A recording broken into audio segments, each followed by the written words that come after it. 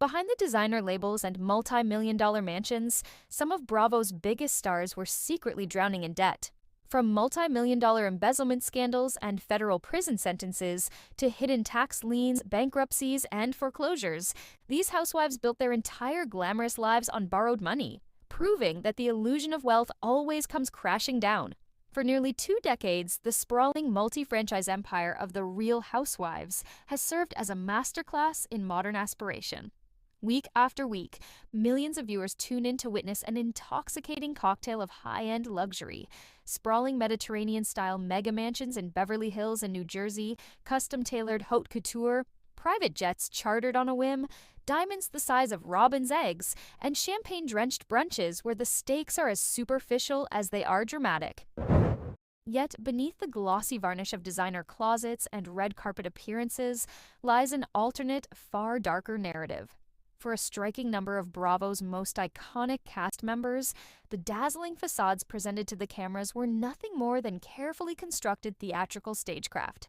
They were drowning, often willingly, sometimes desperately, in oceans of secret debt. From elaborate Ponzi schemes and fabricated mortgage applications to hidden tax liens, multi-million-dollar bankruptcies, and unpaid restaurant tabs, these women worked overtime to keep the lights on while their underlying bank accounts told a story of total insolvency.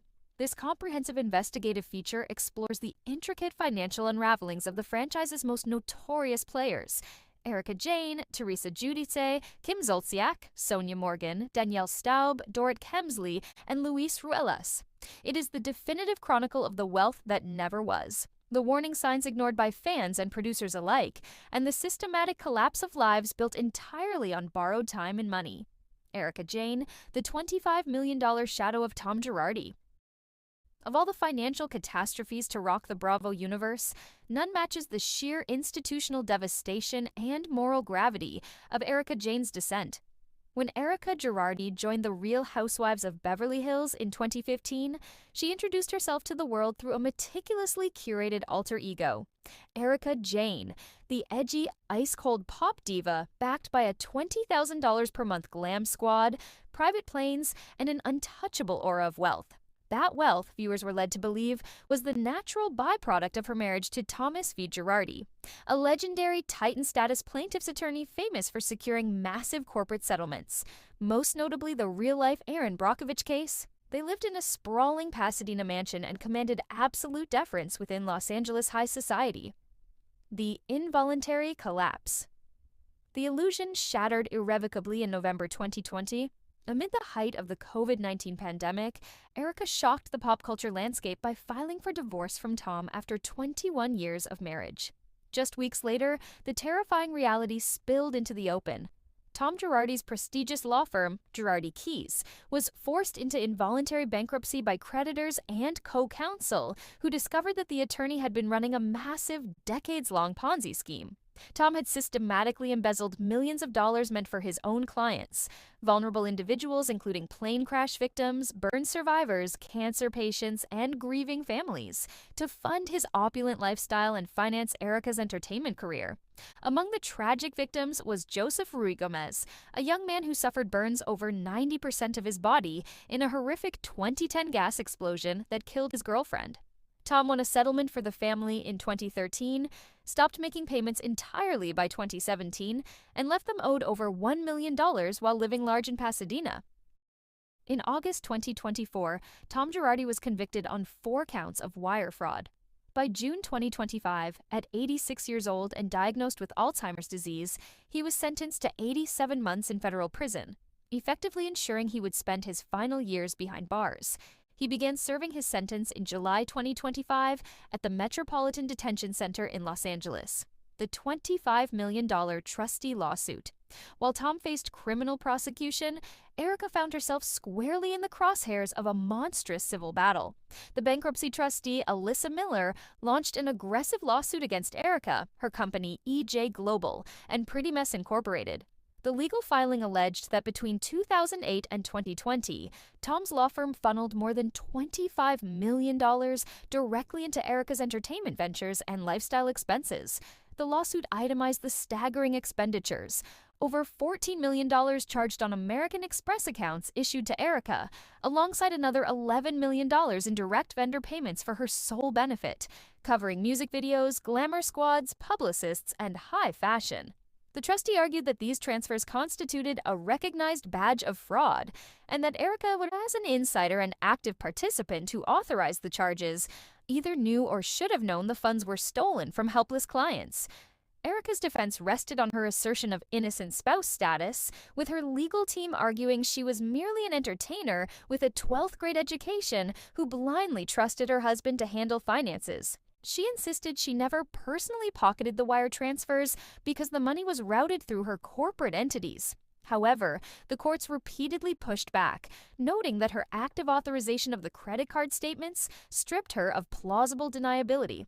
The settlement and ongoing fallout. As the case inched toward a heavily anticipated jury trial, legal pressure mounted.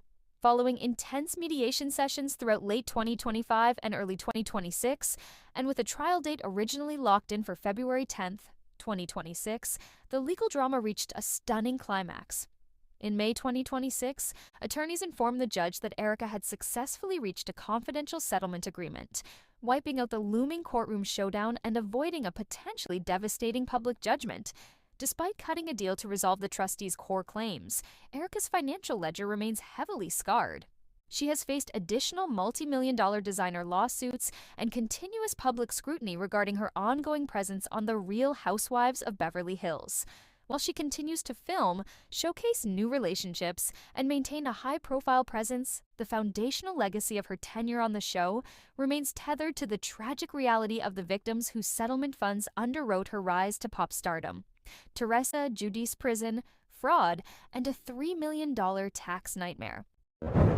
If Erika Jayne represents the shock of high society white-collar crime, Teresa Giudice stands as the ultimate cautionary tale of reality television recidivism.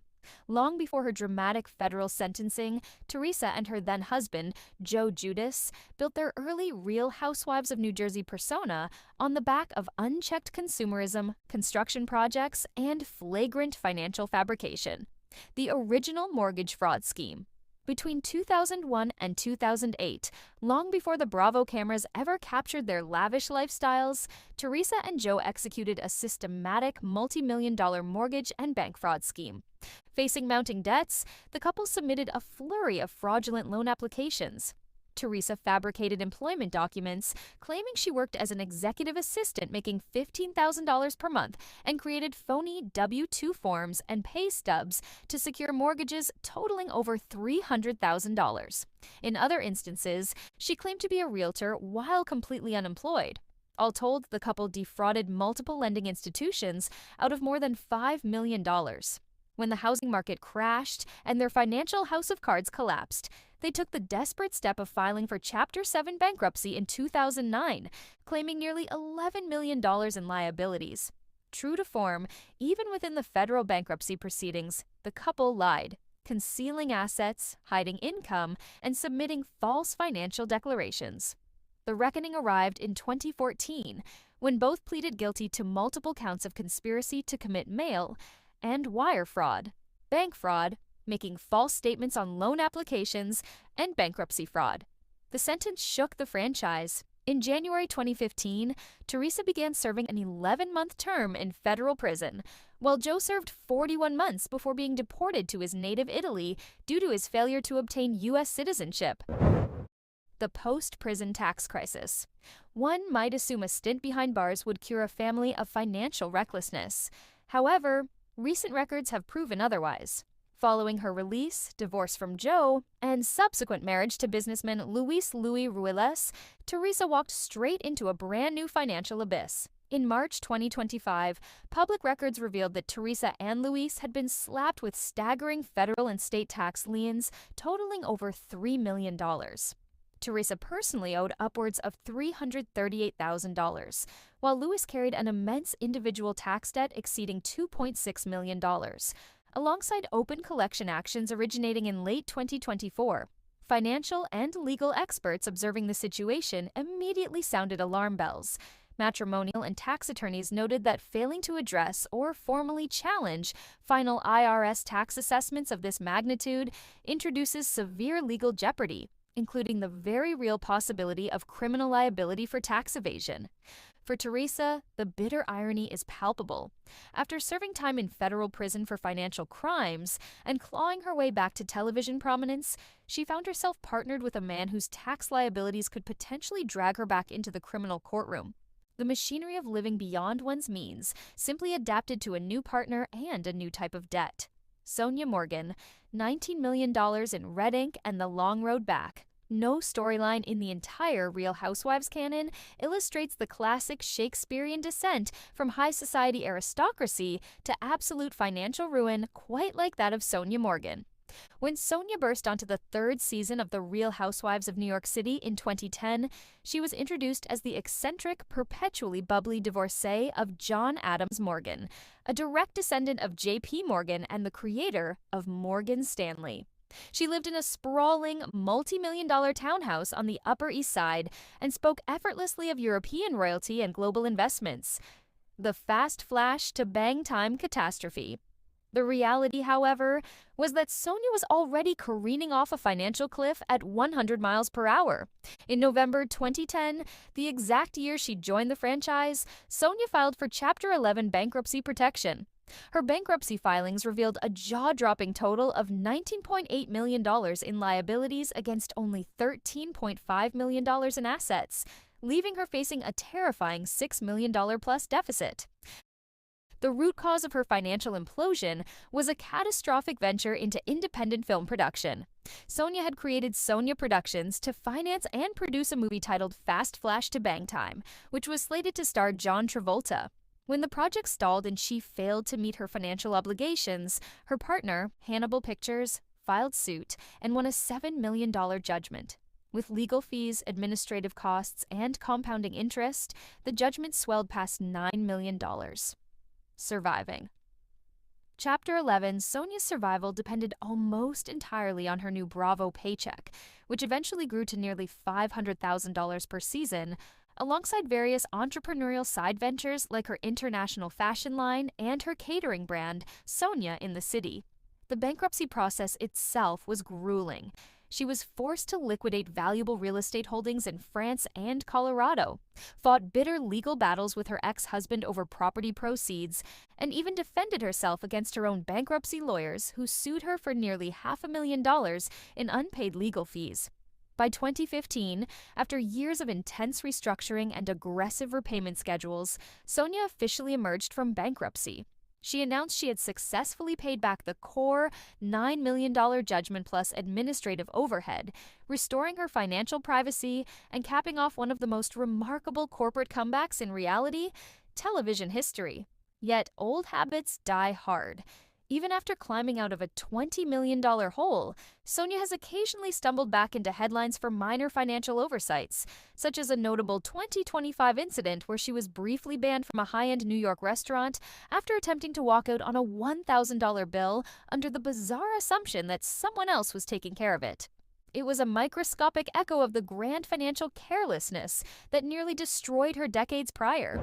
Kim Zolciak and Kroy Biermann foreclosures, NFL wills, and endless litigation. When Kim Zolciak debuted on the inaugural season of The Real Housewives of Atlanta, she famously relied on the financial patronage of a mysterious married benefactor known simply as Big Papa, who funded her wigs, designer clothes, and luxurious Atlanta condo. When she later transitioned her life to focus on her marriage to professional NFL player Kroy Biermann in 2011, fans assumed the household was set for life on the back of professional sports contracts. Instead, the Biermann household became a multi-year masterclass in financial self-destruction. The illusion of NFL wealth. Kroy retired from the NFL in 2016, cutting off his primary stream of steady, high-bracket professional income. Yet, Kim and Kroy refused to scale down their extravagant lifestyle. They maintained a massive, custom-built Alpharetta, Georgia mansion, funded luxury vehicles, supported an expansive family lifestyle, and bankrolled high-end personal expenses, including cosmetic procedures for teenage children, all while their actual cash flow dwindled to a trickle. For over a decade, warning signs piled up in public view. The IRS issued massive federal tax liens against the couple, credit card companies filed relentless civil suits for unpaid balances, and local vendors sued for uncompensated services. The financial pressure cooker finally blew open in March 2023 when Kim and Kroy simultaneously filed for divorce, kicking off a toxic cycle of brief reconciliations followed by ferocious public custody and financial battles. The culmination of their fiscal denial arrived in December 2024, when their Alpharetta mansion was pushed into foreclosure for a second time, following years of failed mortgage payments exceeding $1.1 million. As court documents laid bare their staggering debts, the couple continued to battle each other in public filings, each blaming the other for the total demolition of their family finances. Kim's trajectory serves as a stark illustration of the dangers of building an entire life on ephemeral income streams, transitioning from Big Papa to an NFL salary without ever establishing independent, sustainable business fundamentals. Danielle Staub designer, debts and hidden assets. Long before modern social media influencers commodified rented luxury, the Real Housewives of New Jersey's original antagonist, Danielle Staub, was writing the playbook on keeping up appearances with zero liquidity. In June 2012, shortly after her explosive departure from the Bravo franchise, Danielle officially filed for Chapter 7 bankruptcy protection in federal court. Her filings revealed a sobering snapshot of a reality star living far beyond her means. She claimed $1.9 million in total liabilities against a meager annual income of just $63,791, derived primarily from a $50,000 appearance fee on VH1's famous food and minor side gigs. The breakdown of her debt portfolio highlighted a fascinating psychological profile of misplaced priorities. Danielle owed $111,161 to the IRS, roughly $70,000 in overdue property taxes on her notoriously difficult-to-sell Wayne, New Jersey mansion, and, most tellingly, over $7,270 to Nordstrom for luxury clothing purchases she had no capacity to service. While battling years of unsuccessful attempts to offload her multi-million-dollar home at steep discounts, Danielle faced aggressive scrutiny from bankruptcy trustees who alleged she attempted to conceal physical assets during the proceedings.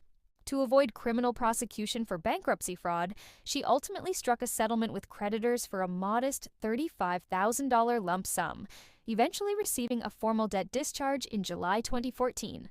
Her case remains a prime early-era example of how brief flashes of cable television notoriety fail to shield individuals from the harsh realities of unsecured credit card debt and unpayable tax burdens.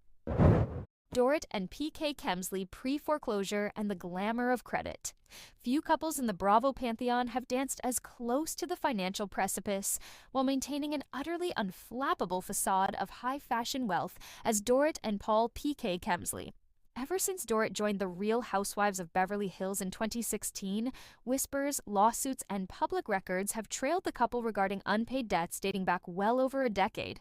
PK Kemsley brought a documented history of high-stakes business ventures, gambling debts, and a 2012 UK bankruptcy filing into his marriage with Dorit.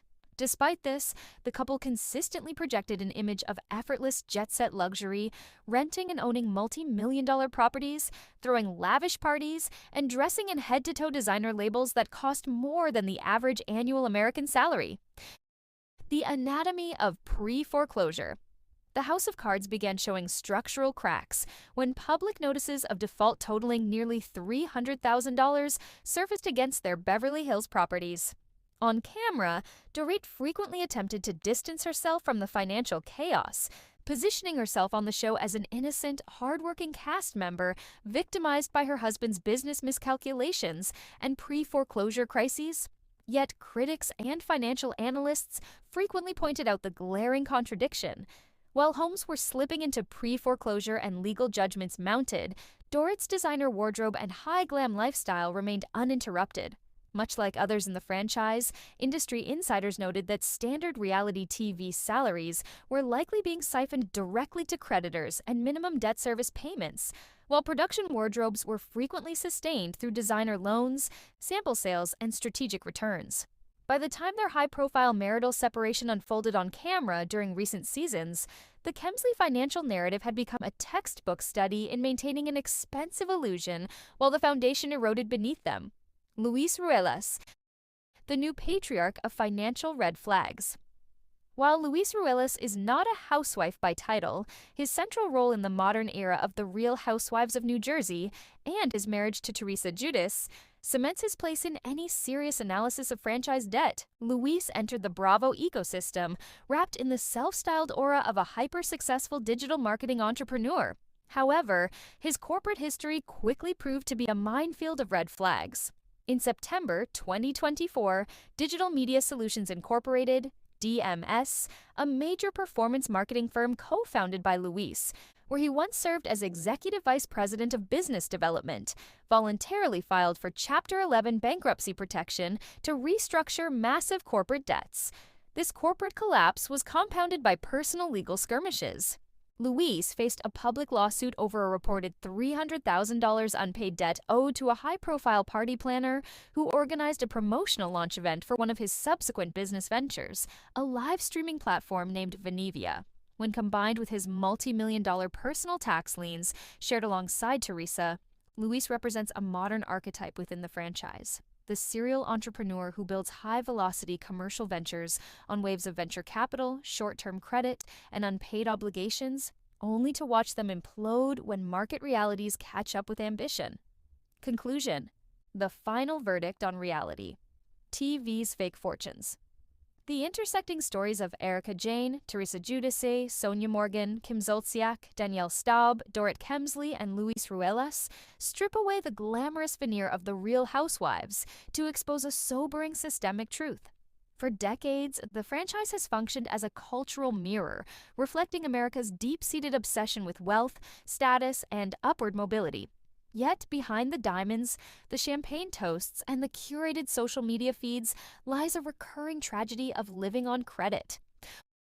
Whether through the staggering institutional embezzlement uncovered in Tom Girardi's law firm, the brazen mortgage fraud of the early New Jersey seasons, the multi-million-dollar tax evasion oversight, or simple unchecked lifestyle inflation, these stars proved that the bill always comes due.